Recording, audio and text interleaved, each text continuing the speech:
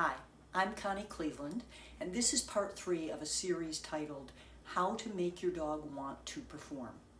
In part 1, I discussed the importance of teaching your dog that he controls when reward happens.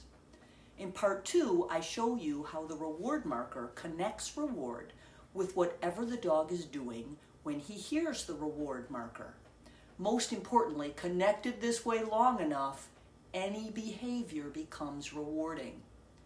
Today I have some examples for you, how you can use the power of your reward marker when solving performance problems. Previously I mentioned that my motivation for this series came after talking with several Obedience Road members about challenges that they were facing in the ring. I found that no matter what the problem, I was always starting with the questions, do you use a reward marker? And does your dog have a powerful reaction to that marker? Once that is established, problems become much easier to tackle. When Obedience Road members reach out to me, I often respond with video. I want to share two with you. In this first video, I'm speaking with a member who has a dog that is not heeling well in the ring. I knew that I wanted to use some proofing to teach the dog to dig in and try harder on the heeling. However, before we did that, we spent time establishing a powerful reaction to a reward marker. I'm going to show you my next suggestion to her. I do reference an article that you can find on the Obedience Road blog titled Opposition Heeling. Hi Mary, thanks for sharing the video that you did practicing your reward marker. You have done a great job cleaning that up. Clearly you have a powerful reaction to your reward marker now. So I'm going to suggest that we can now make heeling a little bit more difficult, requiring more effort because we can reward so much more effectively. I'd like you to use the opposition reflex technique outlined in the 4th module. I believe it's in the last post of the heeling section 4.7, but I'm going to send you the link.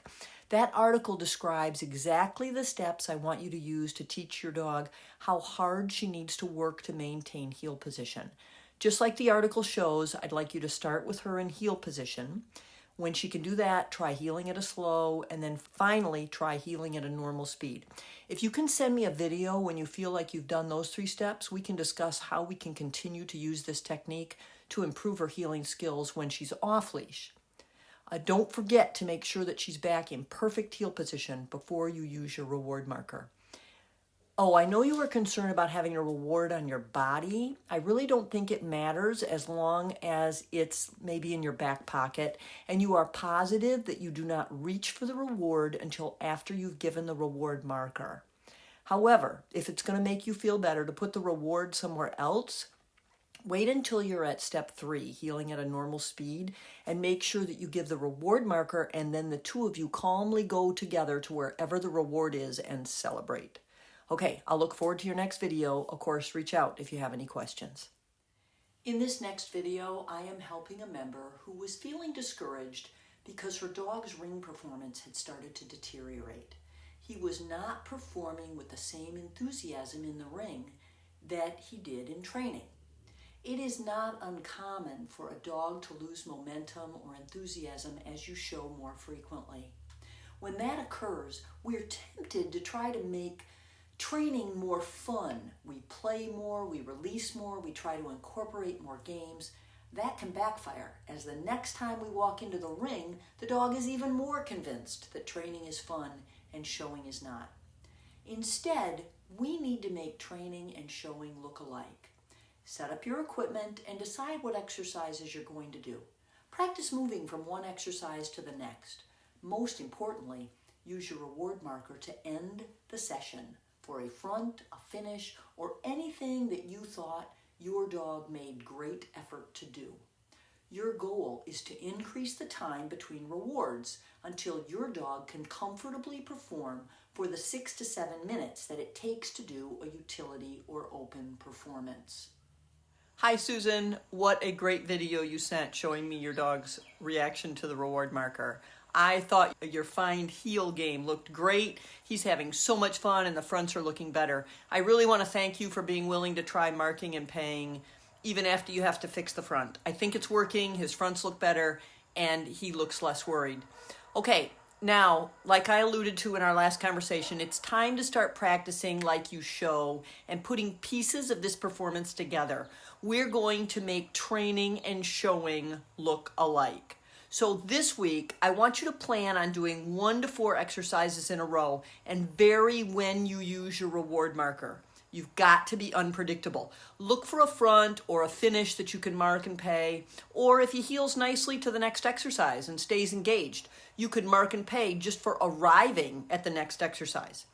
You can mix up your open and utility performances, but plan ahead. So walk into the training area, kind of like you're walking to the ring, with 3 or 4 exercises set up to do, and if he makes a little mistake, make sure to fix it. If he makes a failing error, if you can, fix it in the moment and then do another exercise and come back to it. So for example, if he's going to run around the high jump on the return, put your arm up, tell him to jump, get him to do it right, then go do another exercise and then come back to the high jump and repeat it.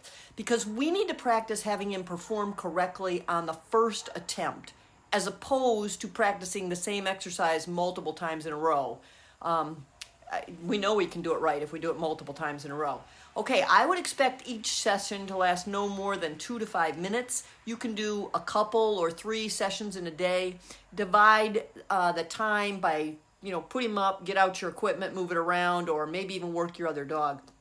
Keep in mind that an open or utility performance can be performed in less than 7 minutes. So we're going to teach him to work that long between rewards. However, right now we're going to mix up longer and shorter sessions. Okay.